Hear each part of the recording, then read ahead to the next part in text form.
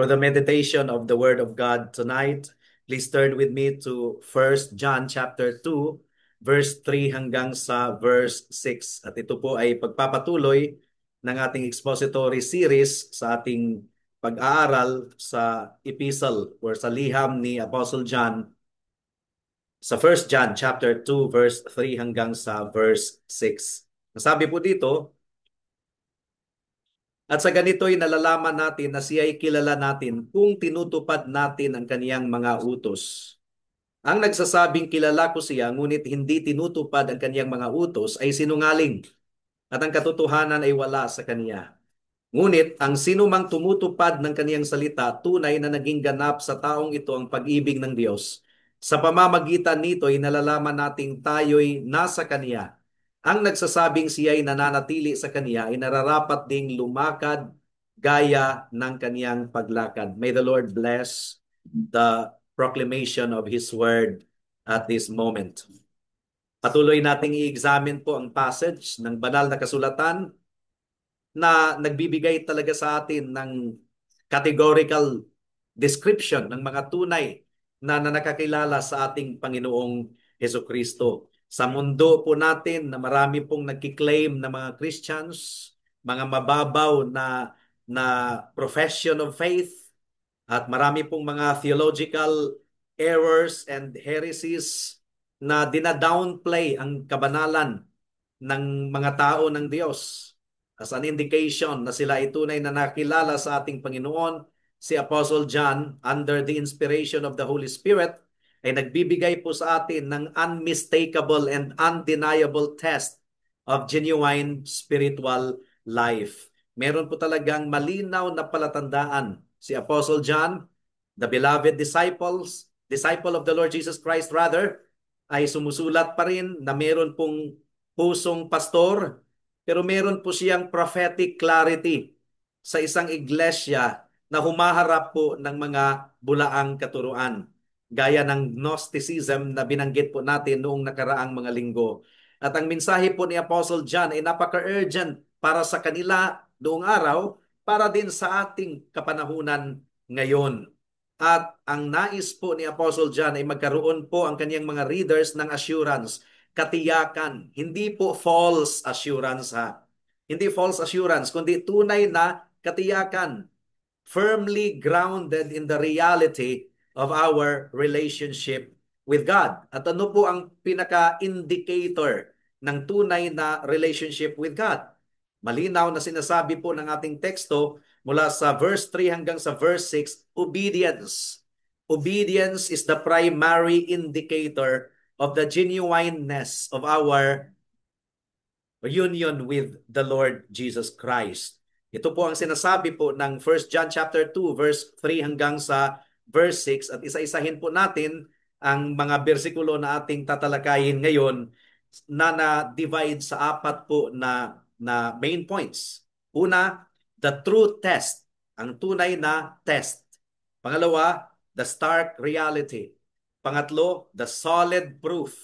At pang-apat, the fixed standard. Hindi na po nagbabago na standard ng ating Panginoon, at naway tulungan po tayo ng banal na Espiritu sa ating pagpapatuloy sa pagbubulay-bulay ngayong gabi. Dumako na po tayo sa unang punto, the true test. Paano natin malaman kung ang isang tao ay tunay na nakakilala sa ating Panginoong Hesukristo? Ang tunay na test, mga kapatid, ay ang pagsunod sa kaniyang mga utos. Please turn to verse 3. Ang sabi po dito, at sa ganito'y nalalaman natin na siya'y kilala natin kung tinutupad natin ang kaniyang mga utos. Napaka-foundational na katotohanan po nito.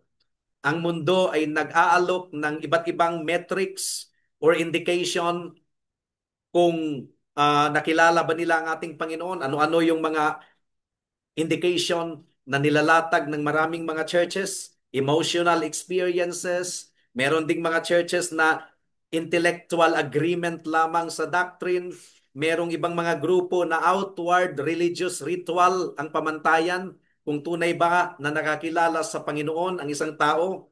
Pero si Apostle John, na meron pong apostolic authority, meron pong divine authority, ay nagsasabi sa atin ng isang solido, malinaw na test kung kilala natin ang ating Panginoon. At ang test na ito ay obedience. Verse 3 once again. At sa ganito'y nalalaman natin na siya ay kilala natin kung tinutupad natin ang kaniyang mga utos. Obedience to God's commandments is the test of our genuineness of our knowing the Lord Jesus Christ. Obedience. Mga kapatid, mga kaibigan, ang tunay na test ng ating pagkakaisa or pakikiasa kay Kristo is undoubtedly ang buhay na sumusunod sa mga utos ng ating Panginoon.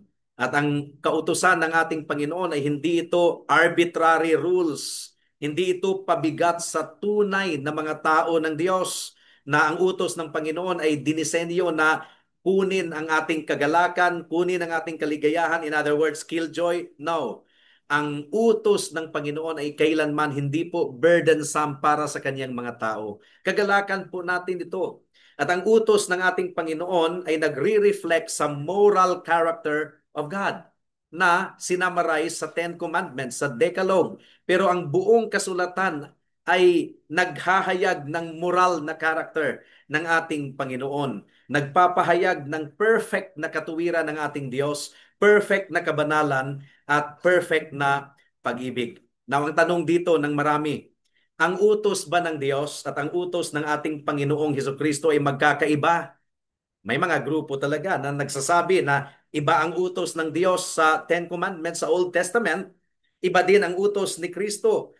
Binura na daw ang Ten Commandments, pinalitan na daw ng utos ng ating Panginoong Hesukristo. Pero ang utos ba ng Diyos sa lumang tipan sa Ten Commandments at ang utos ng ating Panginoon ay magkakaiba? Ang sagot po ay no. It is a resounding no. Hindi po magkasalungat ang Ama at Anak.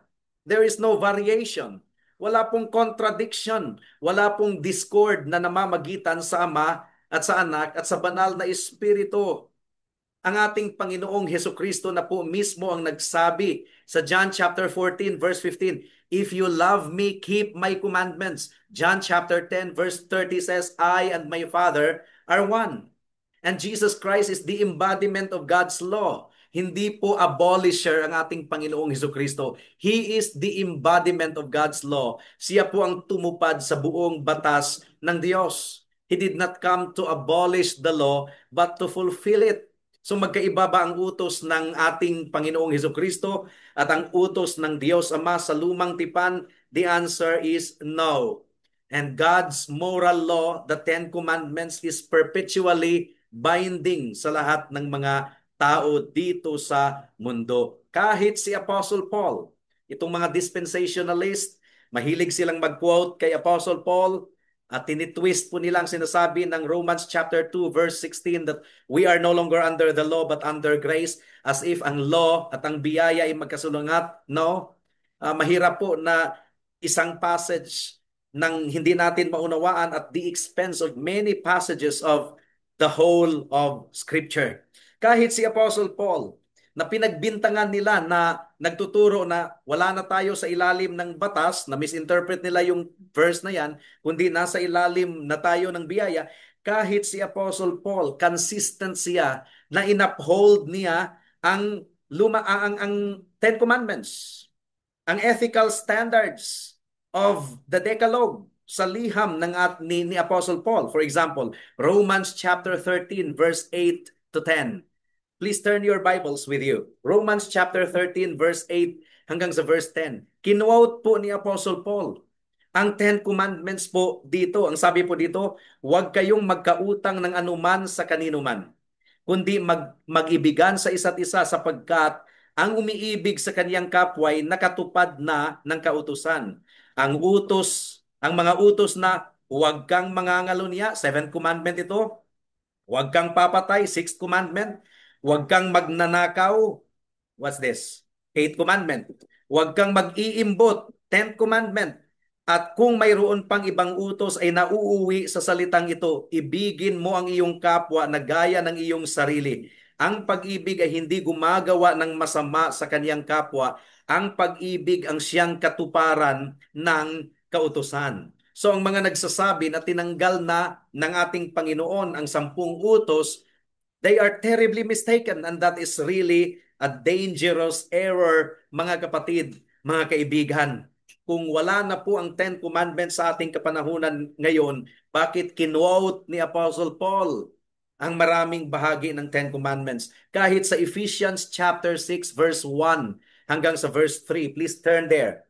Ang hinighlight po ni Apostle Paul dito ay ang panglimang utos na igalang ang ama at ina. Ephesians chapter 6 verse 1 hanggang sa verse 3. Ang sabi po dito, mga anak, sundin ninyo ang inyong mga magulang sa Panginoon. Sapagkat ito'y matuwid, igalang mo ang iyong ama at ina. Ito ang utos na may pangako upang maging mabuti ang inyong kalagayan at ikaw ay mabuhay ng matagal sa ibabaw ng lupa. So sana po ay nakita po natin, mga kapatid, mga kaibigan, na hindi po talaga tinanggal ng ating Panginoon at hindi tinanggal ni Apostle Paul at sino mang mga mangangaral sa bagong tipan ang 10 utos, kundi inuphold pa nga ito.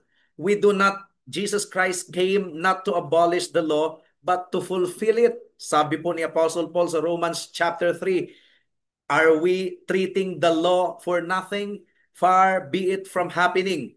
Instead, we uphold the law. Of course, paraphrase ko lang po iyon. So, iko-confront po natin ang napakadelikadong error, fatal error, na ang tawag po ay antinomianism. Antinomianism means anti-law because the Greek word for law is nomos. So antinomianism meaning to say anti-law. Itong idea na tayo ay nasa ilalim na daw ng biyaya, kaya malaya na tayo mula sa moral law ng ating Panginoon. Malaya na daw tayo mula sa Ten Commandments. So meaning to say, pwede na tayong magsinungaling, pwede na tayong pumatay, pwede na tayong magnakaw because we are no longer under the law but under grace. A misunderstanding of Romans chapter 2 verse 16. So itong antinomianism ay nagtuturo ito ng hari na walang batas. So kung walang batas, walang law and order. Nagtuturo din ito ng isang tagapaghatol na walang batas na batayan ang paghahatol sa araw ng paghuhukom. So anong uring Diyos yan? Kung walang batas, kasi tinanggal na ang batas kasi biyaya na. So ano ang batayan ng judgment ng ating Panginoon? Ano ang batayan ng kanyang pamumuno sa kanyang kaharian kung walang batas? So what kind of God would that be? A God who is just whimsical in His judgment, capricious in His judgment on the judgment day? No, no, no, no, mga kapatid, mga kaibigan. Meron pong batayan ang paghahatol ng Diyos. At ang batayan ng paghahatol ng Diyos ay ang kaniyang batas.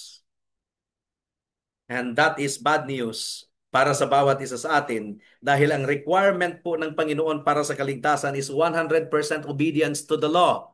At wala po tayong abilidad na sundin ang buong batas ng Diyos 100%. And that is why Jesus Christ came. 100% God na naging 100% man na hindi nawala ang kanyang pagiging Diyos. Siya ang tumupad ng buong batas ng Diyos in a substitutionary way. At siya din ang nagdusa doon sa cross ng Kalbaryo dahil ang hinihiling ng batas bilang kaparusahan ng kasalanan ay kamatayan. The wages of sin is death.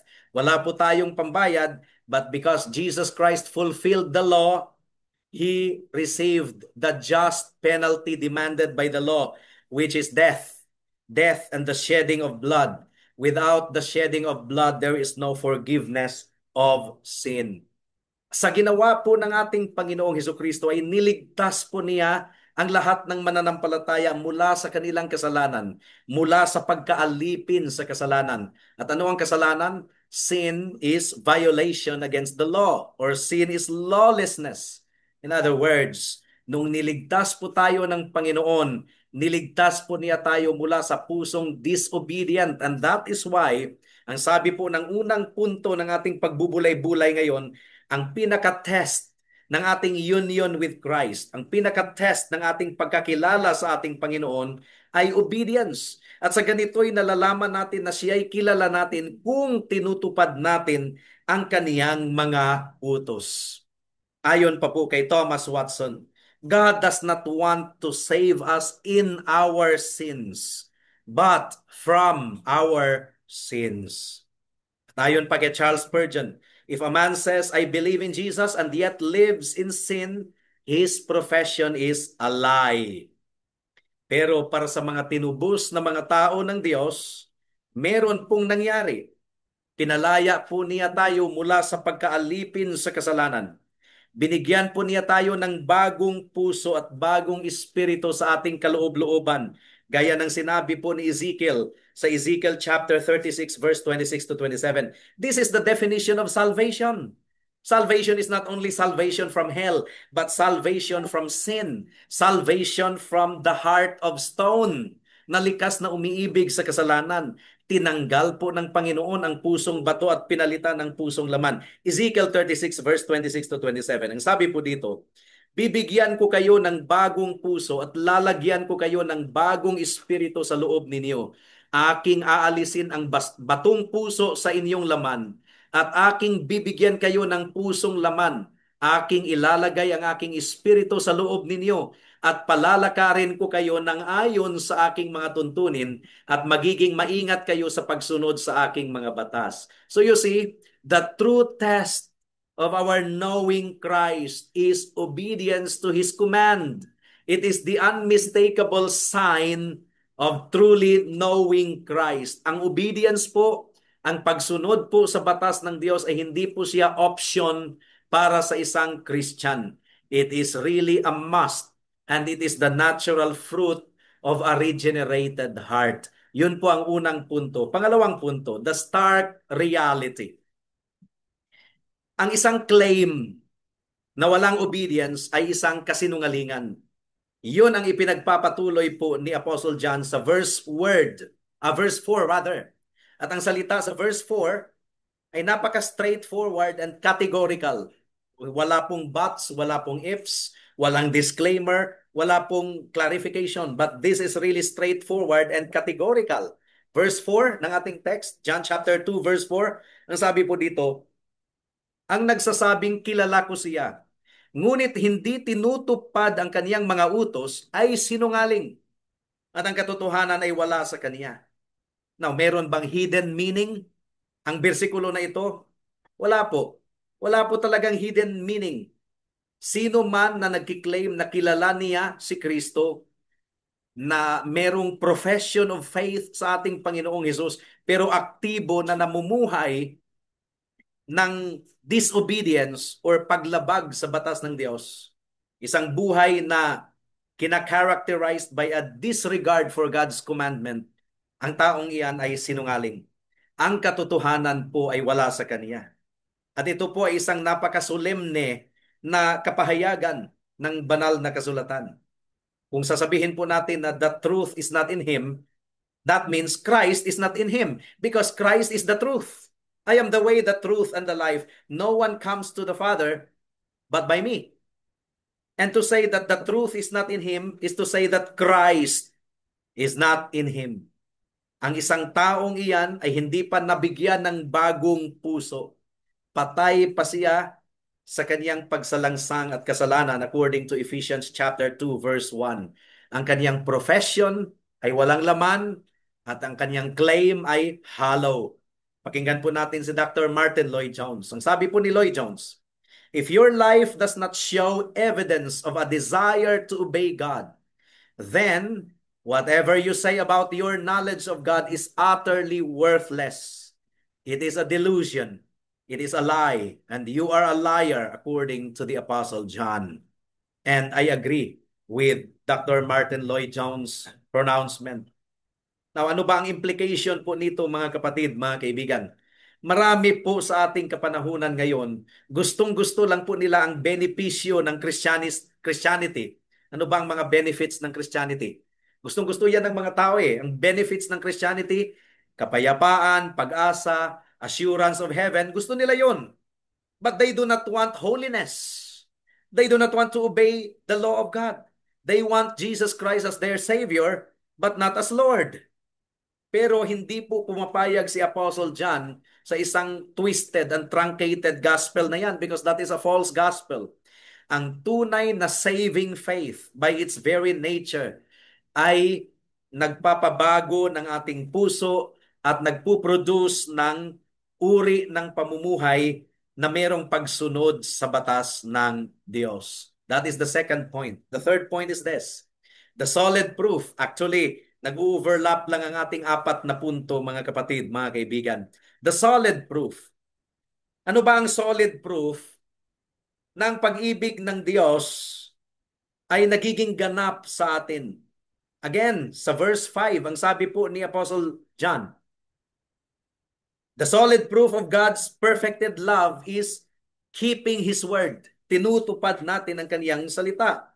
In-expose na ni Apostle John ang kasinungalingan sa verse 4, and now, pinipresent po ni Apostle John ang positive side sa verse 5. Ano ang sinasabi po ng verse 5? Ngunit ang sino mang tumutupad ng kaniyang salita, tunay na naging ganap sa taong ito ang pag-ibig ng Diyos. Sa pamamagitan nito'y nalalaman nating tayo'y nasa Kaniya. And once again, this is another straightforward and categorical positive description ng mga tunay na nakatanggap ng saving love ng ating Diyos. Ang obedience po ay hindi lamang po ito test, mga kapatid, mga kaibigan. Obedience is not only a test. Ang obedience po ay isang tunay na evidence ng conversion ng isang tao ay tunay. Ang obedience ay indication na tayo ay nasa Kanya, na ang pag-ibig ng Diyos ay naging ganap sa atin. Ang ibig sabihin nito is that ang pag-ibig ng Diyos ay na-display sa ating buhay. Namunga ng intended fruit nito. Ang pag-ibig ng Diyos ay hindi naging perfect sa pamamagitan ng ating obedience in the sense that our obedience somehow earns the love of God. No, no, no, no, no. Ang pag-ibig ng Diyos para sa atin ay perfect even from before the foundation of the world. It is God's electing love. Hindi yan ang ibig sabihin. Ang pag-ibig ng Diyos ay naging ganap sa atin. Ang ibig pong sabihin nito is that sa pamamagitan ng ating pagsunod sa batas ng Diyos, napapatunayan po natin ng pag-ibig ng Diyos ay ating natanggap. Na-demonstrate po sa pamamagitan ng ating obedience that the love of God has taken root in our hearts at namunga ng intended fruit. Nagpapakita po ito ng saving work ng ating Diyos ay nag-ooperate fully sa ating buhay. At yun po ang itinuro ng ating Panginoon sa John chapter 14 verse 21. Please turn there. John chapter 14 verse 21. Ang sabi po dito, siyang mayroon ng aking mga utos at tinutupad ang mga iyon ay siyang nagmamahal sa akin. At ang nagmamahal sa akin ay mamahalin ng aking Ama, at siya'y mamahalin ko at ihahayag ko ang aking sarili sa Kaniya. Again, verse 23, John 14:23, karugtong nito. Nasabi dito, kung ang isang tao ay nagmamahal sa akin, ay kaniyang tutuparin ang aking salita at siya'y mamahalin ng aking Ama, at kami lalapit sa Kaniya at kami gagawa ng tahanang kasama siya. Again, ang ating obedience, hindi po yan nag-earn ng pag-ibig ng Diyos. Ang ating obedience ay nagpapatunay na nasumpungan natin at natanggap natin ang pag-ibig ng Diyos. Gaya ng sinasabi po ng ating confession of faith. Ang sabi po, good works done in obedience to God's commandments are the fruits and evidences of a true and lively faith. Kaya ang tanong po dito, mga kapatid, tayo ba ay na kay Kristo nga? Kung tayo ay na kay Kristo, tayo ay naging bagong nilalang. At kung tayo ay bagong nilalang, mapapatunayan po ito sa bagong puso natin. Ang bagong puso na nagagalak sa batas ng Diyos, ang bagong puso na merong pagnanais na sumunod sa batas ng Diyos, ang bagong puso that is increasingly conformed to the image of Christ. Hindi po ito legalism, but this is the very essence of genuine spirit-wrought transformation. And that leads us to our fourth and final point, the fixed standard. Ano ba ang standard ng Christianity? Ano ang standard ng tunay na conversion? The fixed standard ng ating pananatili kay Kristo is this, na tayo ay lumakad gaya ng kaniyang paglakad. So ang standard po ay ang ating Panginoong Hesukristo. It's not less than Christ. It is Christ. Christ is our standard. Verse 6 ng ating teksto, John chapter 2, verse 6. Ang nagsasabing siya ay nananatili sa Kaniya ay nararapat ding lumakad gaya ng kaniyang paglakad. So, the fixed standard of our abiding in Christ. Paano ba natin malaman na tayo ay nananatili kay Kristo? If we follow a certain standard, and the standard is walking as He walked. Any claim ng isang tao na siya ay nananatili daw kay Kristo, pero hindi po napapatunayan ang kanyang buhay sa standard na ito, yung claim na yan ay false. Dahil ang standard upang malaman natin na tayo ay nananatili kay Kristo is this, walking as He walked. Christ is really the standard. Anything less than that is not Christianity. Ang pananatili natin kay Kristo, ibig pong sabihin is to remain in Him, to live in continuous communion with Him, na tayo ay umaasa lamang sa ating buhay at sustenance mula sa Kaniya. At ano ang practical na matutunghayan nito sa ating buhay? It means walking as He walked. It means ginagaya po natin ang ating Panginoon sa Kaniyang character, sa Kaniyang mga priorities, sa Kaniyang kababaang loob, sa Kaniyang compassion, sa Kaniyang kadalisayan, sa Kaniyang selflessness, sa Kaniyang pagsunod sa Ama. Even in the face of suffering, He obeyed the Father. Remember? Doon sa Garden of Gethsemane, siya po ay nanalangin, Lord, if it be possible, let this cup of suffering pass by me. Pero ano ang kaniyang sinabi? Yet not my will, but yours be done. Ang sinabi po ni Apostle Peter sa atin, 1 Peter 2:21, please turn there. 1 Peter chapter 2, verse 21. Sapagkat ukol dito kayo'y tinawag, sapagkat si Kristo man ay nagdusa alang-alang sa inyo, na kayo'y iniwanan ng halimbawa upang sumunod kayo sa kaniyang mga yapak, so that you will follow His footsteps. So the standard of Christian living is nothing less than Christ. Christ is really the standard of Christian living. And I tell you, my dear brethren in the Lord, this is a lifelong pursuit. Ito ay isang habang buhay na vocation po natin. Hindi tayo perfect, pero ito ang direction ng isang tunay na Christian. This is the direction of our lives. Ito ang desire ng ating puso. This is the general trajectory of our walk. And that is to be towards Christ-likeness. At kailangan po talaga nito ay intentionality. Kailangan po nito ang dependence sa banal na Espiritu. Kailangan po nito ang palagihang pagsasaliksik sa banal na kasulatan, pagbubulay-bulay ng banal na kasulatan, at pagsunod sa salita ng Diyos. We ought to always fix our eyes on Jesus. Ayon pa sa Hebrews chapter 12, verse 2, He is the author and perfecter of our faith.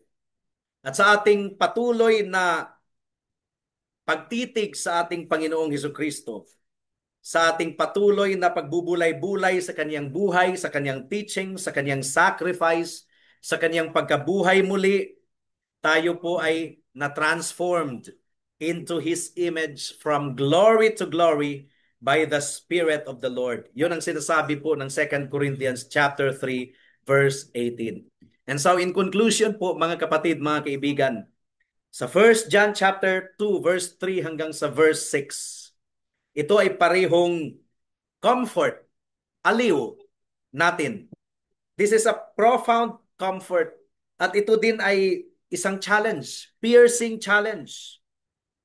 On the one hand, ito po ay comfort sapagkat nagpo-provide po ito ng malinaw objective na measure kung ang ating pananampalataya ay tunay ba. So hindi po tayo iniiwanan sa ere na magki-question po tayo kung tunay ba ang aking pananampalataya, tunay ba akong believer? No. Para sa tunay na mga umiibig kay Kristo, para sa mga tunay na regenerate by the Holy Spirit, obedience will be the spontaneous overflow of a new heart. So this is really a profound comfort because we have a solid test. Hindi po tayo sumusunod para maligtas because our obedience is not our Savior. We obey because we are saved. Sumusunod tayo dahil tayo ay ligtas. Hindi po tayo sumusunod upang kitain po natin ang pag-ibig ng Diyos, but we obey because we are loved by God. Una niya tayong inibig. Pero ito din po ay isang piercing challenge. Hamon din po ito dahil itong teksto po natin ngayong gabi ay hinihikayat po tayo na i-examine po natin ang ating buhay honestly. At kung ang ating buhay ay markado sa isang pattern of consistent, unrepentant disobedience, then kailangan po nating tanungin ang ating mga sarili with fear and trembling. Tunay ba na kilala ko ang Diyos? Tunay ba na kilala ko si Kristo? Ang kanyang katotohanan ba ay nasa akin? Kaya pakinggan po natin ang mga salita ni Apostle John. Huwag po nating dayain ang ating sarili at huwag po tayong padaya na nagkiklaim po tayo ng superficial expression ng ating pananampalataya na walang patunay. Titiyakin po natin sa pamamagitan ng kapangyarihan ng banal na Espiritu na i-search po natin kung tunay ba tayong nasa Kanya. And para sa mga tunay na kay Kristo, let us strive by the power of the Holy Spirit na mamuhay tayo ng may pagsunod sa mga utos ng Diyos. For this is the unmistakable mark of truly knowing Christ. Patuloy po tayong tumitig sa ating Panginoong Hesukristo. Siya po ang standard, siya po ang perfect example. Lumakad tayo ng gaya ng kanyang paglakad at nawa ipagkalooban po tayo ng Panginoon ng biyaya upang ipamuhay po natin ang katotohanan ito para sa kanyang kaluwalhatian at para sa ating kabutihan. At para sa mga wala pa kay Kristo, well, nakita po ninyo ang standard, ang tunay na test ng ating union with Christ. At kung sa pag-evaluate mo sa kaluluwa mo, kaibigan, kung napapatunayan na malayo ang description ng buhay mo sa description ng tunay na Christian na nilatag ni Apostle John ng ating teksto, do not try to deceive yourself. Humble yourself before God. Call upon the name of the Lord. Ask Him to save you from sin, to save you from your disobedient heart. Gaya ng sinabi ng isang kitungin, Lord, if you are willing, you can make me clean. At sabi ng ating Panginoon, I am willing. Be healed. At diba sinabi po ng ating Panginoon, ang sino mang lumapit sa Kanya, kailanman ay hindi niya itataboy. Kung ikaw ay lumapit kay Kristo at hilingin mo sa Kanya, Lord, are you willing to save me? Are you willing to save me from my heart of disobedience? Are you willing to replace my heart of stone with a heart of flesh? Lord, please save me. If you are willing, you can save me. At ang sagot po ng salita ng Panginoon, I am willing. Be saved. Be saved. Call upon the name of the Lord Jesus Christ tonight, my dear friend. At ang pangako ng Panginoon, kung ikaw ay tumawag sa Kanya, kung ikaw ay lumapit sa Kanya, kailanman hindi Kanya itataboy. Lumapit ka sa Panginoon ngayong gabi. Ngayon na, baka bukas ay huli na ang lahat. Tayo po ay manalangin. Salamat po aming Panginoon sa pangangaral ng inyong salita. Nawa ay seryosuhin po namin ang kabanalan. Dahil niligtas ninyo kami upang kami ay maging banal, upang kami ay maging kawangis ng aming Panginoong Hesukristo. Tulungan ninyo kami na maging seryoso sa kabanalan, O Diyos. At para sa mga wala pa kay Kristo na binuksan ninyo ang kanilang isipan at pinakita ninyo na ang kanilang buhay ay malayo sa description ng isang tunay na Christian sa Biblia, nawa po ay ngayon na ang gabi ng kanilang kaligtasan, bigyan ninyo sila ng puso na may tunay na pagsisisi at tunay na pananampalataya kay Kristo. May they call upon the Lord Jesus Christ, upon the name of the Lord even tonight, and they shall be saved. Salamat po, Diyos. Ito po ang aming samo at dalangin sa pangalan ni Jesus. Amen.